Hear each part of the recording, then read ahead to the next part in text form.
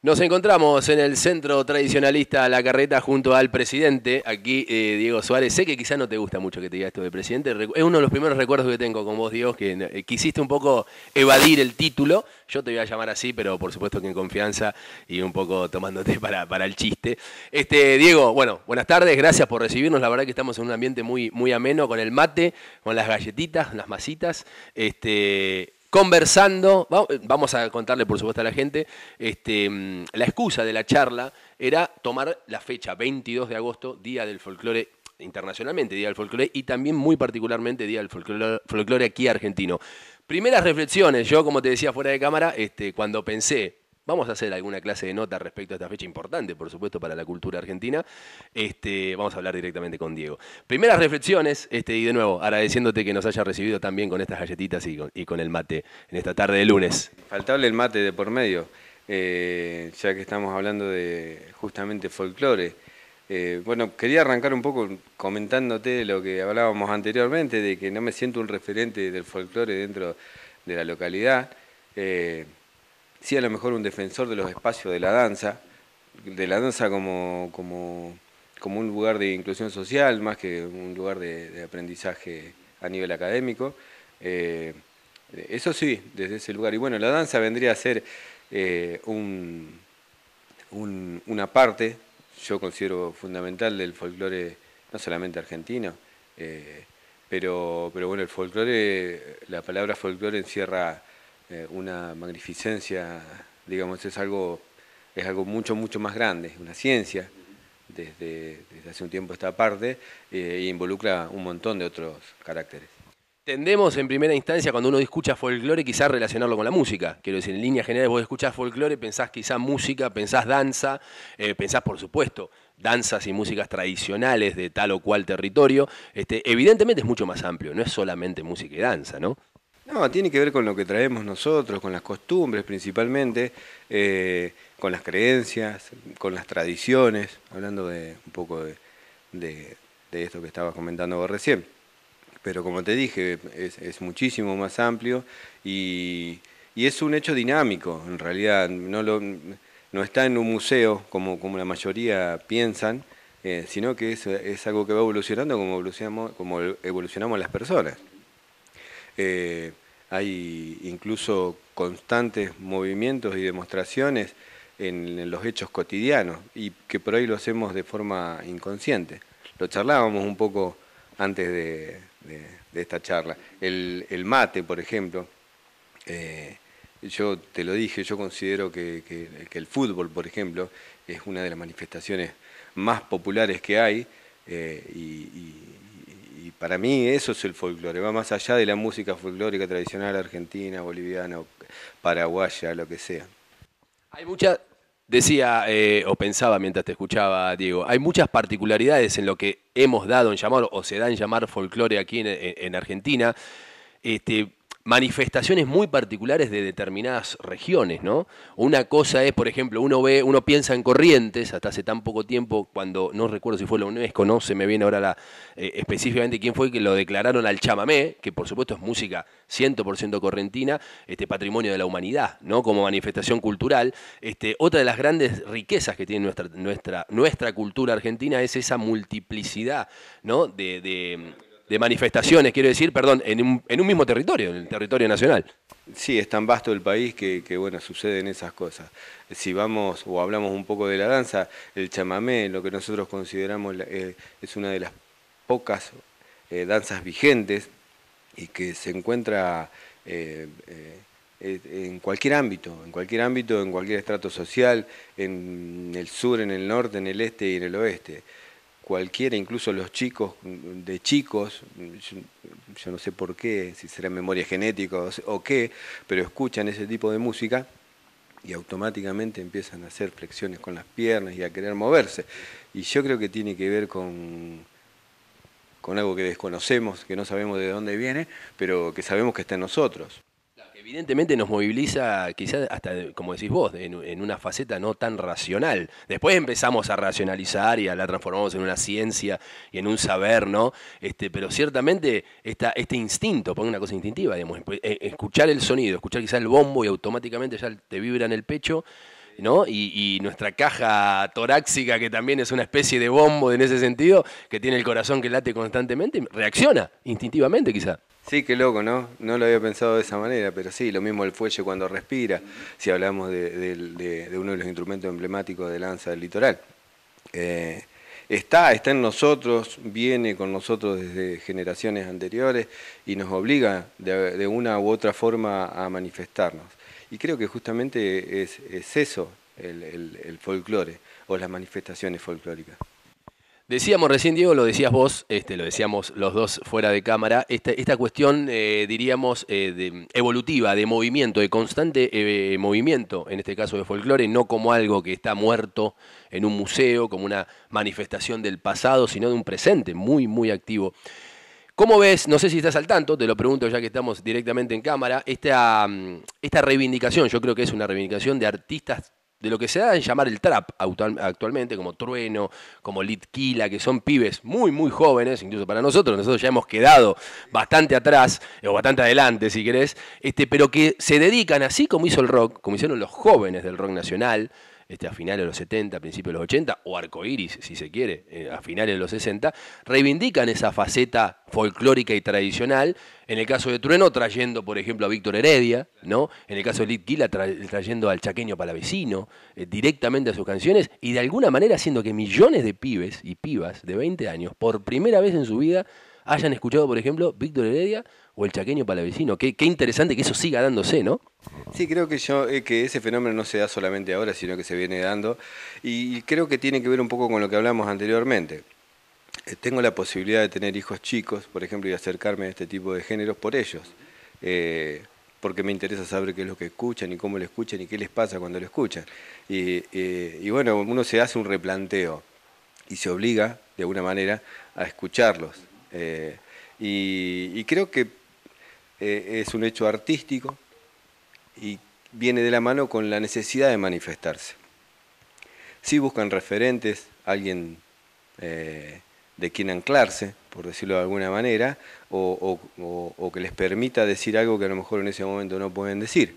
Pero creo que ya ha ocurrido anteriormente, creo que hoy aportan los medios, las redes, por ejemplo, aportan, qué sé yo, una difusión tremenda y que hace que la llegada sea a una franja etaria mucho menor. Antes a lo mejor con las radios no se daba eso, o con la TV tampoco se daba eso, pero es un fenómeno hermosísimo, porque hay un montón de gente que se siente identificada, más allá de que muchos no coincidan con lo que estoy diciendo, hay muchos chicos que se sienten identificados y que ya para mí eso es muchísimo, ya es tremendo.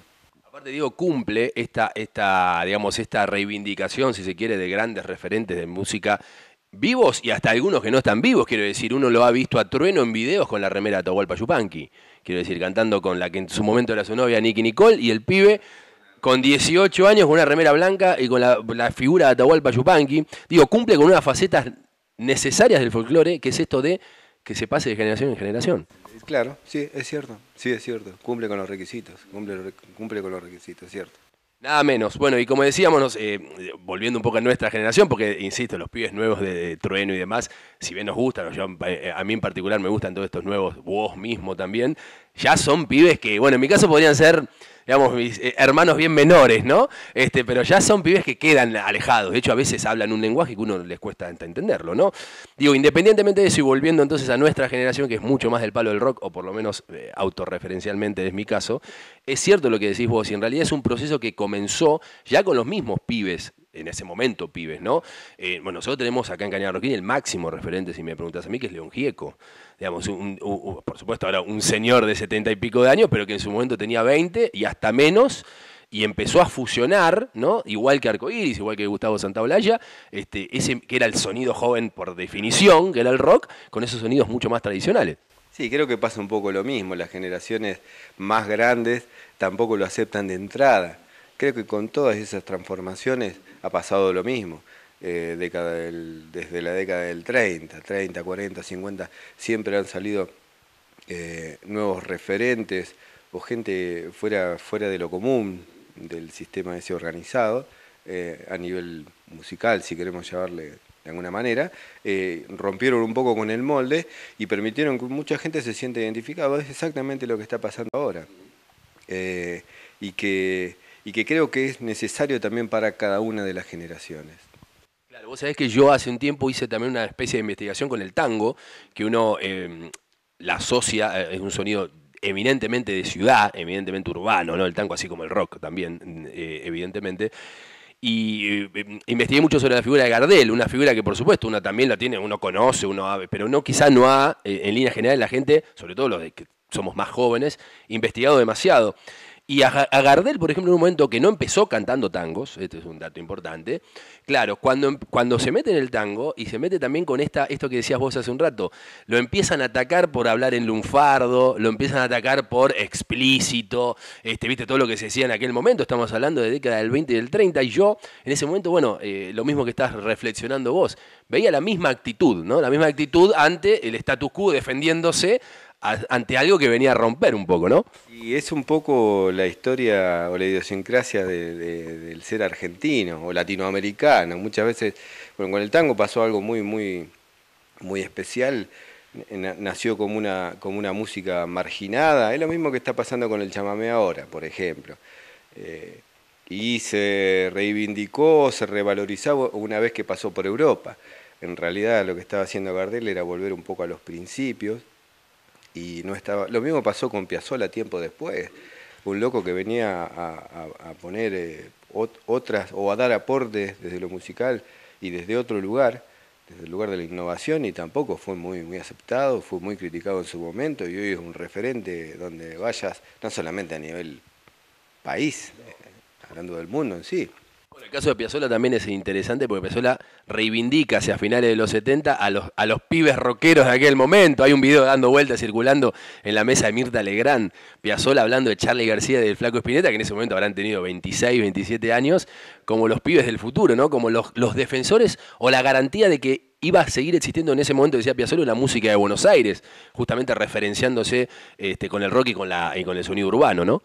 Sí, yo creo que ahora hay mucho recelo, hablando un poco de los emergentes actuales, con las generaciones anteriores, hablando musicalmente, porque son otros formatos, otra forma de hacer música, y el músico, el músico tradicional, el que ejecuta a través de un instrumento, muchas veces no lo comprende, no lo entiende. Hay otros que sí, que son más adelantados y están a la orden del día y entienden que más allá de la manera que lo hagan, lo están haciendo. Eh, y, y bueno, hoy no se ve tanto, hay como un rechazo todavía, pero yo creo que a la larga va a ser aceptado como fue Piazzolla en su momento.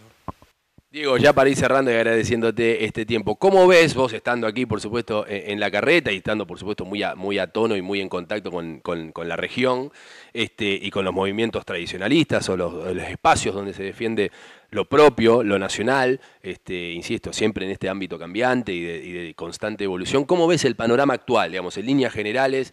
Evidentemente uno ve una gran cantidad de festivales, uno ve una gran cantidad de circuitos, ¿no? de festivales de danza y demás que son increíblemente multitudinarios. No casualmente, si me preguntás a mí, no tienen la difusión masiva que se espera. Yo siempre he visto ahí una intencionalidad, pero eso quedaría para otra charla. ¿Cómo ves entonces en líneas generales el panorama actual, ¿no? Año 2023? Y es difícil hablar de un panorama actual y general. Son muchas vertientes. Nos está pasando, nosotros cumplimos el 19 ahora de agosto, un año dentro de esta institución. Este año fue bastante loco. Es la única palabra que encuentro para... Nos encontramos o empezamos a magnificar lo que era esta institución.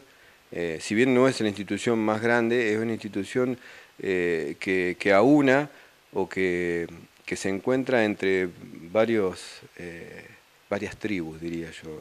Por un lado los artesanos, por otro lado los jinetes, los de a caballo, por otro lado los bailarines y los músicos, y todos esos convergen en un solo espacio, en una fiesta popular allá por noviembre, en que bueno, estamos preparándola.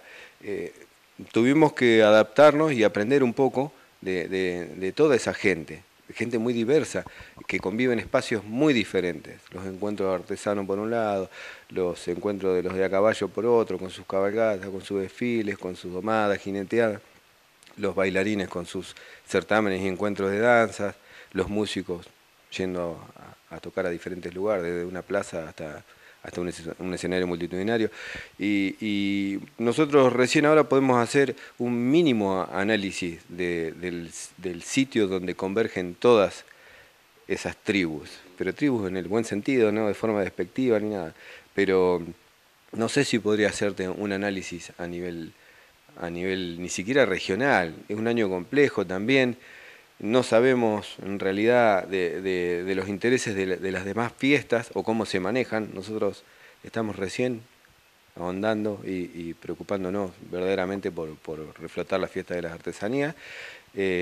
Lo que sí que te puedo decir es eso, que hay que ser muy diverso, que recién ahora estamos entendiendo, volviendo un poco al principio de la charla, lo que es el folclore en general, que es lo que abarca, y que es mucho más grande de lo que hasta ahora nosotros podemos entender. Estamos trabajando. Mira, te voy a tirar una info. El viernes de la semana pasada nos juntamos con los jinetes, con los referentes, con los pocos que hay en Cañada Rosquín de a caballo, y decidimos volver a dar un empujón a la agrupación gaucha del Centro Tradicionalista de la Carreta. Así, bueno, que estamos en esa vía y bueno, contentos por la llegada de ellos hacia acá. Nos comprometimos a trabajar con ellos con nosotros, así que bueno, pronto va a haber novedades, pero así con todos, con los grupos de artesanos también, y es vasto, es bastante grande el universo este.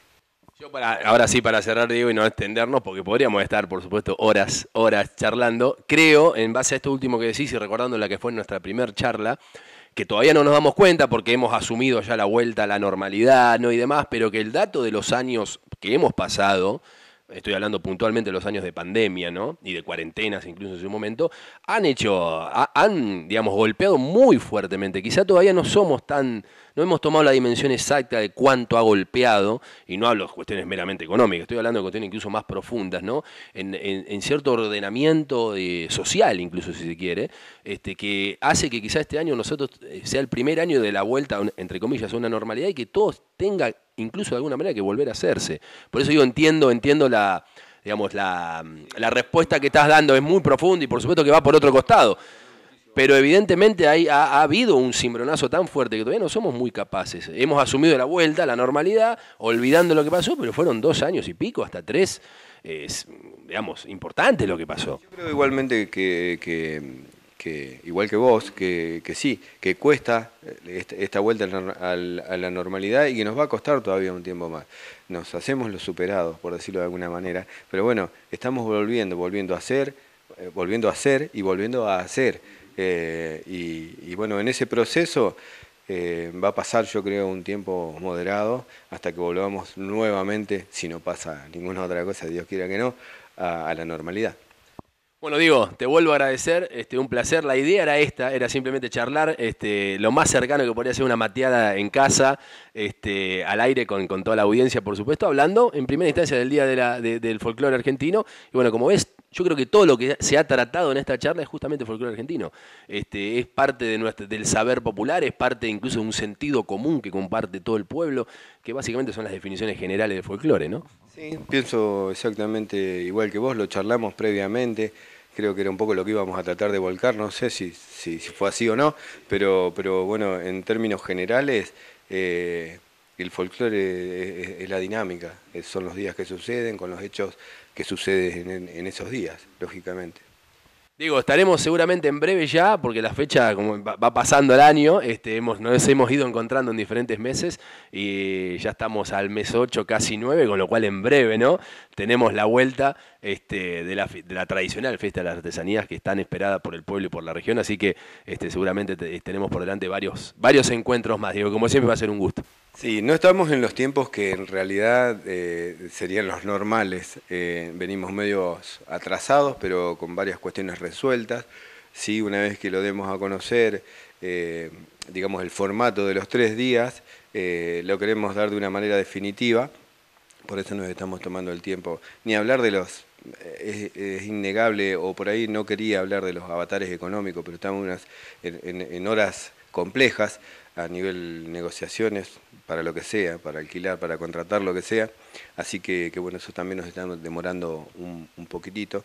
Las ansias de las personas que nos rodean o que nos preguntan día a día en la calle son muchas. Creemos que es bueno, que es necesario. Y bueno, apelamos al acompañamiento de todos ustedes, de la localidad, de ustedes los medios, y desde ya agradecidos también.